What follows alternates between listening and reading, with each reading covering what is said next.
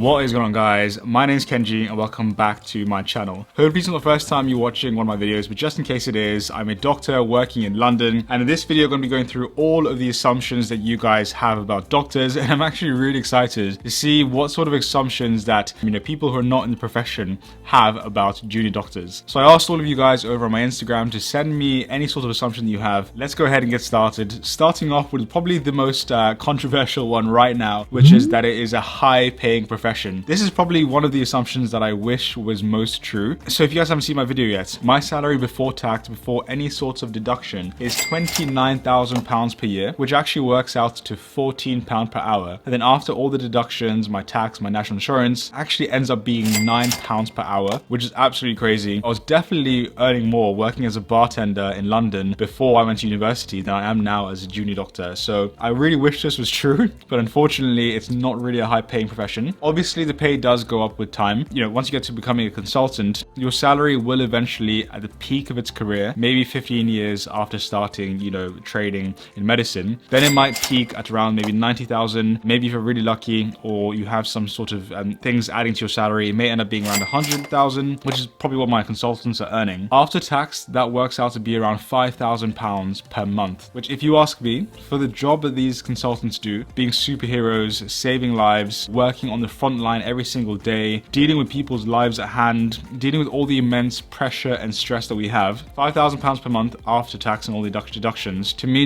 it doesn't justify the work that we put in. And even for me right now, after everything, all the deductions, I take home around £2,000 per month, which again, I don't think it adds up to how hard I work, working weekends, working night shifts, working on calls, dealing with people's lives, giving CPR on a Saturday. I'm not going to ramble on, but I wish this was true. Unfortunately, it is not. Next assumption or question is, do you have to rely on memory as a doctor, or can you just search things up? Now, I guess it's a bit of both. As a doctor, you have to have some sort of memory there. In order to make a diagnosis, you have to remember, what to look out for, the signs and symptoms. So of course, making a diagnosis relies on memory, but I would be very, very wrong in saying that I go throughout my day without checking Google at least 100 times. As soon as I, need to check a medication, like what dose to give a certain medication, as soon as I need to just kind of remember how to manage hyperkalemia, I'm always on my phone. My consultants or my nurses might think I'm actually rude. I'm on my phone quite often looking at, how to do something, how to do an exam. Like, once you get through medical school, you'll be surprised with how much you actually forget as a doctor. And our phones are so powerful as doctors. With the apps that we use, we have so much information at the tip of our fingers, which is crazy.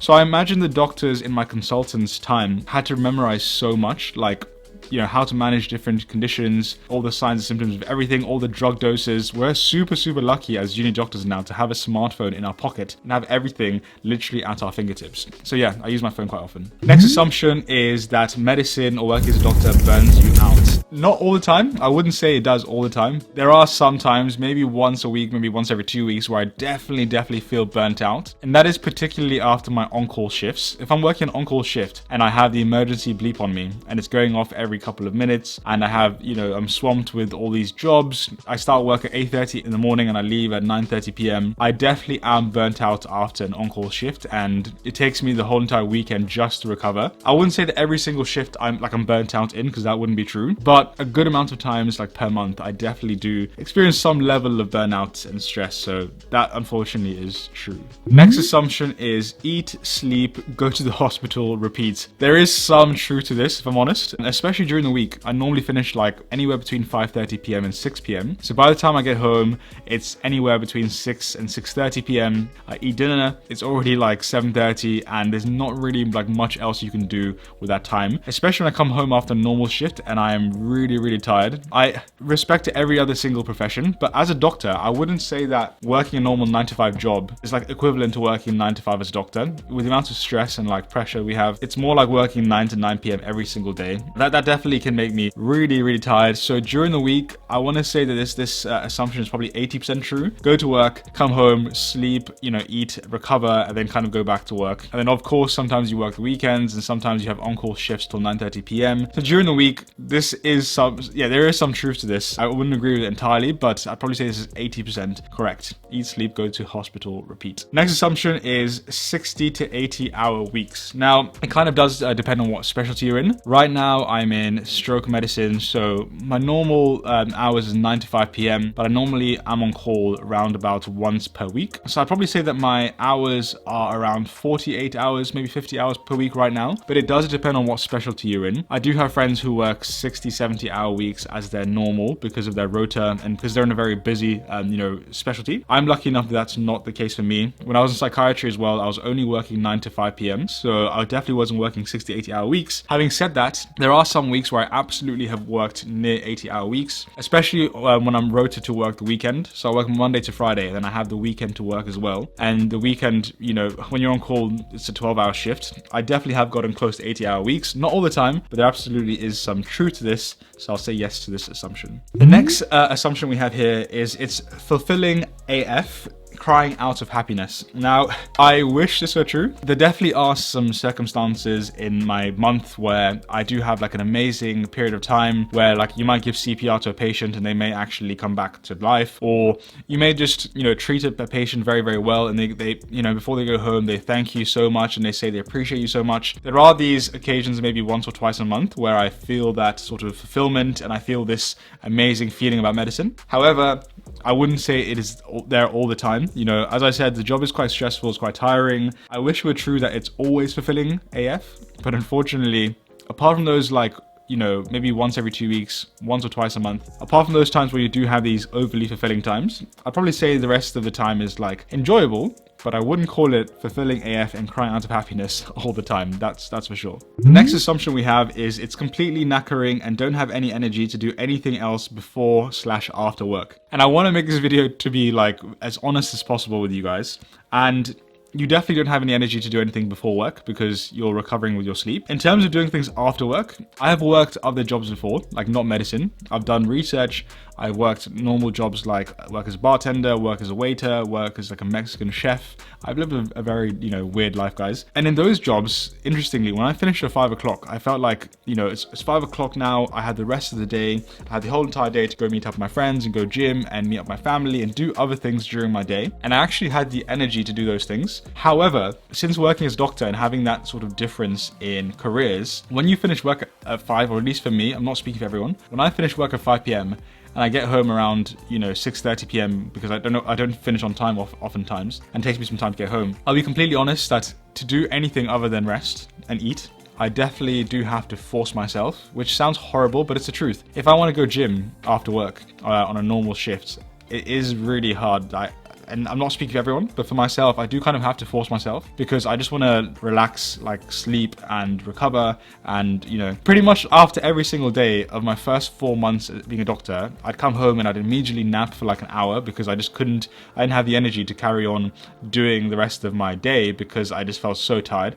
That has changed. I don't nap every single day now after work anymore because I'm kind of used to the job. But I would say that if I was to go like hang out with my friends after work, it definitely would be very tiring, and I would have to put some energy and like actively try to not be tired and enjoy myself. So there definitely is some truth to this. I wouldn't say every single day is like that. There are some days where we may have loads of staff on the ward and we actually may have enough doctors on the ward and the workload is semi-light and I finish work and I feel like I do have the energy to go hang out with my friends or go to the gym or hang out with my girlfriend or whatever, but not every single day, unfortunately. The next assumption we have here is you don't eat lunch. And again, a lot of doctors probably don't eat lunch. I'll be quite honest in what I've seen. But for me personally, I always make sure that I eat lunch every single day. Even if the ward is super busy, then I'll just have a later lunch. Maybe I might eat lunch at 3 o'clock if it's really busy, but I always make the effort to eat lunch. And that's just me personally. I feel like if you're going to be a doctor and you're going to be on a 8, 9, 10, 11, 12, 13-hour shift, it is not safe for your patients and it's not safe for you to not eat lunch and to skip lunch. The reason being is because you just won't be able to function. You'll be so tired.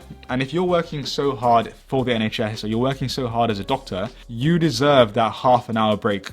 Unless someone is dying, unless, if I'm getting bleeped, when I'm on call, I'm getting bleeped, like, there's this patient waiting to be reviewed, they want to go home, this patient's discharge letter hasn't been done yet, can you please do it? Unless someone is dying, I want to say, look, there's only one doctor or a couple of doctors and there's a lot more patients than there are doctors, I need to take my lunch, because if I don't take my lunch, I cannot work, unfortunately, and I'll be tired and it'll be unsafe for my patients. So unless someone is dying, if someone's actually waiting to go home and they need a discharge letter, that's not going to stop me from going to lunch, because again, as a doctor, you have to look after yourself. You have to look after your patients, but you can't look after your patients unless you looked after yourself. So I personally make sure that I always eat lunch. Of course, there are occasions where I can't eat lunch because it's too busy or because someone's sick. I almost always eat lunch is the answer to this. So wrong assumption there. The next assumption we have is that there is a social pressure to be perfect as a doctor. Most patients that you see are generally quite understanding when it comes to being a doctor. There's maybe been 1 or 2 occasions where there was this pressure that the patients didn't understand why we got the diagnosis wrong, or why they're waiting so long to be seen as a doctor, or when you make a mistake they don't understand. But generally speaking, the experience I've had with patients has been largely positive. Let's give you guys an example. Last week, I gave a patient a diagnosis, and then a few hours later, we had a discussion with the radiology doctors and we re-reviewed the MRI brain scan of his patient, and the group decision, or the MDT decision, was that this actually is a different diagnosis compared to the diagnosis I first gave them, or was told to give them from the consultant. When I went back to tell the patient that actually, sorry, the diagnosis is different, that's the kind of decision from the MDT and from the consultant himself, the patient was actually really, positive. They understood that, look, you're doctors, you make mistakes, you're limited by your equipment and by your technology and by your experience. Don't worry about it. I understand you made a mistake and that's okay. There's been multiple times in the last couple of months where we have made one diagnosis ourselves, and then maybe a neurology doctor comes to review the patient and they suggest a different diagnosis, which actually ends up being the actual diagnosis of the patient. That's happened loads of times where I have to change the diagnosis that I gave a patient because a different doctor has decided that it's an alternative diagnosis from a different specialty. And again, in my experience, they've actually been very positive towards us, understanding that we're not perfect. We can make mistakes. Again, another example is sometimes I miss cannulations. I'm trying to cannulate a patient. It takes me 3 or 4 attempts to cannulate the patient, and they've been really understanding. I've missed cannulations on children, and their parents are really understanding. So I'd probably say this is not entirely true, just because that at least in my experience, people can be quite understanding if you have good reason for what happened. The next assumption or question, but I'll turn it into assumption, is that your work as an F1 is admin or things that don't necessarily need a medical degree. Now, I'll be lying if I didn't actually have this thought in my head multiple times a week. There are some parts of the job where I don't necessarily think you need a doctor for. You definitely need someone medical or with some medical experience, but I'm not entirely sure if the doctor is the right person to be doing this. So for example, things like discharge letters, having to write a discharge letter. I don't think someone who's gone to medical school for 5 years is probably the best person to be doing discharge letter. It is quite admin-y, but again, you need some sort of medical experience. I don't know who the right person to write a discharge letter is, but I don't know. I don't feel like it's the right use of kind of NHS resources for that particular reason. Other things like ordering scans, requesting blood tests. To request a blood test, it's just a case of, you need to be told what blood test to do. And if, let's say, the consultant tells me to request a blood test, I just go on the computer, I click the bloods that he wants, and I click send. It's that easy. Again, I don't think that's you necessarily need a doctor to do that. But there are definitely some certain tasks, like I said, discharge letters, ordering bloods, things like that I don't think is the best use of a doctor's time. But again, someone has to do it, and it makes sense that it's the most junior person in the team, like an F1, who has to do it. I don't know if there can be another specialty or another, maybe like doctor's assistants that can help. Because when I was in pediatrics, we had a doctor's assistant who was really good at helping with sort of admin-y stuff, and it saved so much of our time. It was super helpful. So maybe that could become a thing in the NHS where we have doctor's assistants who can help doctors with things like requesting blood tests, writing discharge letters, chasing up scans. Again, do you need a doctor to chase up something, debatable? I sort of agree with that assumption to a certain extent. A few bit more juicy, controversial topics. The next one being that there's a bad work-life balance. I don't want this video to sound too dark, but I do agree with this assumption. I don't think there is the best work-life balance. I can't say for all doctors, but at least here in England, I don't think the work-life balance is particularly good, especially when you're on call and you work, 9 to 5 p.m. in your ward, and then at 5 p.m. till 9:30 p.m. you go on call. That can be really tiring. And also when you work, during the week, and then you're also put to work the weekend as well, and you're working 7 days straight, that can be really hard on anyone. And even if I'm not on call, and let's say I just have a normal 9 to 5 shift, the amount of stress and how tired you get on a normal 9 to 5 shift, I think is enough to make having a good work-life balance is really hard, at least for me. Again, like I said, I find that after a 5 p.m. shift, I'm shattered, and having plans afterwards can be really difficult sometimes. And again, you spend the weekends sort of trying to recover and catch up with life. If you're working, till 9:30 p.m. sometimes, you're working night shifts, you're working weekends, finding that balance can be really hard, because for me at least, I do find that I'm spending my days off recovering and not necessarily enjoying life to its fullest. So work-life balance, I think, is one thing that definitely can be improved for doctors, if I'm completely honest. The next juicy assumption we have is, how is the overall environment and stress and work hours? I guess it's not an assumption, but it's a question. And do you like it enough to keep up? This is a really, really good, but also very difficult question to answer. I'm not entirely sure if I have the complete answer here, or have the answer yet. The environment is quite difficult to work in. I'm sure you guys watch the news. I'm sure you know how difficult, how the NHS is struggling right now. I've mentioned how stressful it can be and the long work hours. So really the question is, do I like it enough to keep up? I really enjoy being a doctor. I love being a doctor. I don't think there's any other job in the world I could possibly do that, or that is made for me as much as medicine is. However, in 10 years from now, when I am 37 years old, wow, that sounds really far away. Yeah, so especially as a 37-year-old, would I want to be working night shifts? Would I want to be working on calls and long weekends, 7 days in a row sometimes, the same amount of stress, and I have kids at home and I have a family who I want to spend time with? Would I be able to keep this up? I think the answer is I don't know. I imagine the answer might be no. So I may have to go into a specialty like GP, where it's a bit different and it is more 9 to 5. Maybe the answer might be I work part-time. I've really looked into this and I really do love the idea of working part-time as a doctor. Maybe working 2, 3, 4 days a week. I think I could definitely keep that up, because you have more time off to do the things you enjoy and things like that. So that potentially is a possibility. I don't think I could actually do this as I am now, with 5 days a week work, night shifts, weekends, on calls, all that stuff. I don't think I could do that forever. I don't think I could do that into my mid-30s, late 30s, or 40s onwards. I don't think I could. I guess that's the answer there. Going part-time or doing a specialty like maybe GP or another sort of specialty that gives you a bit more of a work-life balance. Alright, and that is pretty much all of the assumptions that you guys asked me. Really good assumptions there. If you guys want to ask me a question on the next assumptions or Q&A video, then definitely go check out my Instagram and follow me on there. Before you guys go, here are a bunch of videos on my channel that I think you might enjoy. Please make sure you like the video and subscribe with notifications on to never miss another upload. Thank you so much for watching, and I'll see you guys on the next video.